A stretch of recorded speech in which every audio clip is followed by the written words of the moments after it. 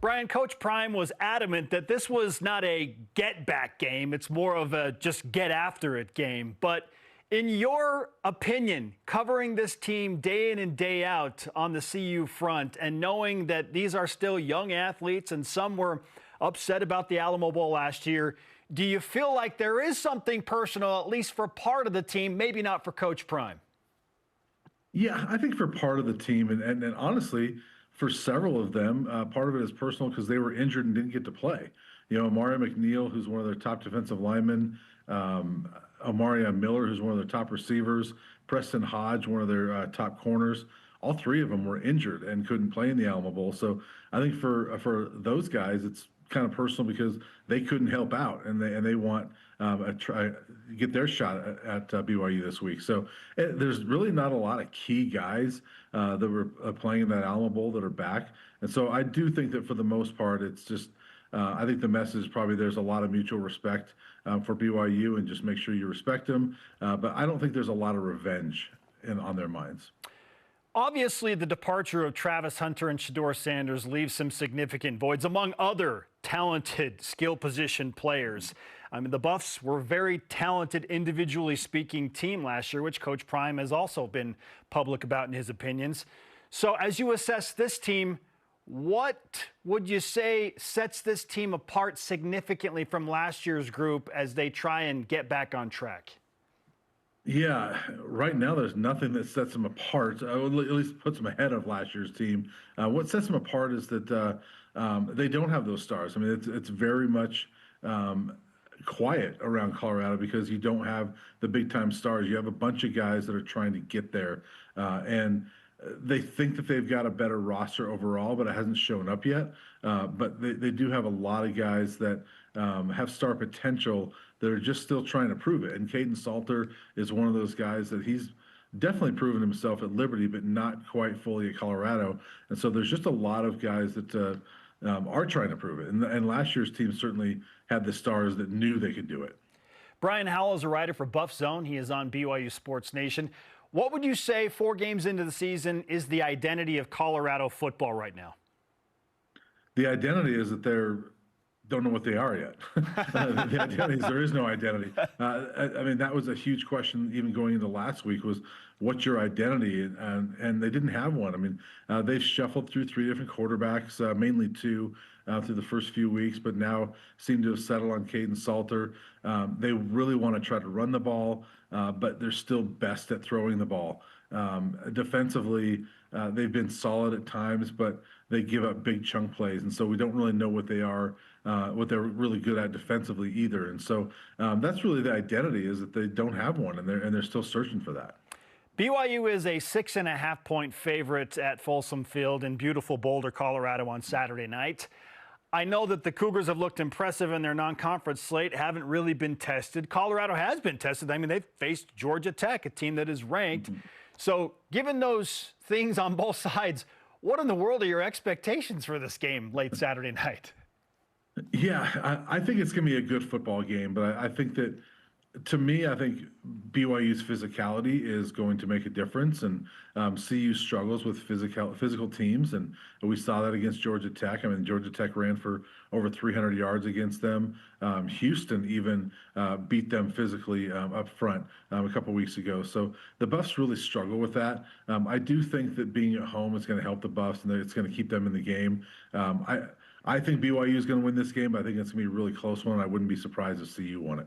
What's the best part about covering a game at Folsom Field in Boulder with the renovations in play as well? Yeah, the atmosphere is just phenomenal, including at night, or especially at night. 8:15 is pretty late, but the atmosphere is just fairly electric. And the fact that Ralphie is back, Ralphie Six, who, if anybody watched Ralphie at the Alamo Bowl, this is a new Buffalo, and it was not a good performance at the Alamo Bowl for Ralphie or the team, actually. But they have a new Ralphie who loves to run, has a lot of energy, and she made her debut last week against Wyoming, and that part is fun for the fans. Just watching a 700-pound Buffalo run across the field is pretty cool. That kind of sets the tone. Yeah, Coach Prime pointed out that she finished her run, and he's hoping that his team will finish their runs. You have the privilege of covering this staff led by Coach Prime on a day-to-day basis. What is the most enjoyable facet of covering CU football in this Dion Sanders era? Well, I think it's that you get to hear football knowledge and wisdom from Hall of Famers and guys that have done it for so long. I mean, we have our media availability, and they kind of give us whoever they give us, and all of a sudden one day it's like, oh, you got Marshall Faulk that you're talking to, or Warren Sapp, and Domata Peko, who is not a Hall of Famer but played 15 years in the league, and Kevin Mathis, who played in the league. And so you're getting a lot of football knowledge from guys that have done it. And it's pretty cool to hear from the Hall of Famers. And even though we don't interview them, you see a Terrell Owens or a Randy Moss walking around campus every now and then, or at least around the football facility now and then. And so that's kind of cool. Brian Howell is a writer for buffzone.com. He's previewing the BYU-CU matchup on Saturday night. When you consider what Colorado does best on offense, and you pointed out it's throwing, well, on the opposite side of the ball, what do they do best defensively through 4 games? Yeah, I don't know yet. I think they can be really good at stopping the run. But if you look at their numbers, it doesn't look like it. But they've given up some huge plays in the run. They gave like a 50-yard run last week against Wyoming, a 49-yard run a couple weeks ago against Houston. But if you take those 2 runs out, the yards per carry against them is pretty low. And so they've been pretty solid at stopping the run at times, but they give up those chunk plays. And passing, they got good corners, but they give up chunk plays there as well. So I guess the thing they do well is they can do everything well. It's just not consistent. You pointed out BYU's physicality as a major point of concern because Colorado has struggled with that at times.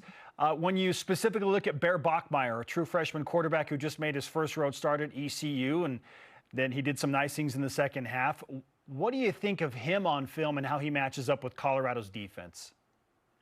Yeah, I think he hasn't rushed for a lot of yards, but I think he's got several rushing touchdowns. And if they can implement the quarterback run with him, I think that can be something that BYU uses to their advantage because CU struggles with running quarterbacks. And Bachmeier's got a really nice arm as well. I mean, he's obviously a young quarterback, but the Buffs have, like I said, they've given up those chunk plays, and so Bachmeier's talented enough that he can take advantage of that with some of the receivers that BYU has. Brian, it was wild for me to watch the Colorado fans flock into San Antonio last year. And it was just this massive celebration, and it should have been. It was a breakout of sorts. It was so fun to watch Colorado be back in the spotlight. Obviously, the bowl game did not go how the fans wanted it to, but clearly the excitement was fully back, and Coach Prime had a significant backing. Right now, what is the temperature of the fan base? Because it is in kind of a weird place at 2-2. Yeah, it's pretty moderate compared to last year. I mean, obviously the stars aren't there. They're not sure if this is a good football team yet. Through 4 games, obviously 2-2, it's hard to tell. It's interesting watching at home games. Last year, as soon as the gates would open, I mean, the students would flood in because they wanted to get down there and watch Travis Hunter and Shedeur Sanders in warmups and catch glimpses with them. And both of those guys would play to the crowd a little bit. And now this year, the gates open and there's some students that come in, but they mainly trickle in closer to kickoff because it's not as exciting to watch, even the warmups. And so I think there's really more of a moderate excitement about this team, but they're still excited. I mean, it's definitely better than it was in 2022 before Coach Prime got here. Yeah, no doubt about that. Brian, great stuff as an insider with Colorado football. I do want to finish with this last question. You revealed to us before we pressed record that you have a daughter at Utah State. You got a son at BYU. You obviously cover CU. How do you handle the emotions of a week like this and even generally college football season? Well, the good thing is CU doesn't play Utah State, so I can talk to my daughter whenever I want. And my son, I just try to keep things at bay right now, and we'll see. We'll talk more after the game. Elite parenting, no doubt about it. Brian, great to have you on the show. We appreciate the time. Enjoy the game on Saturday night. Thank you. I appreciate it.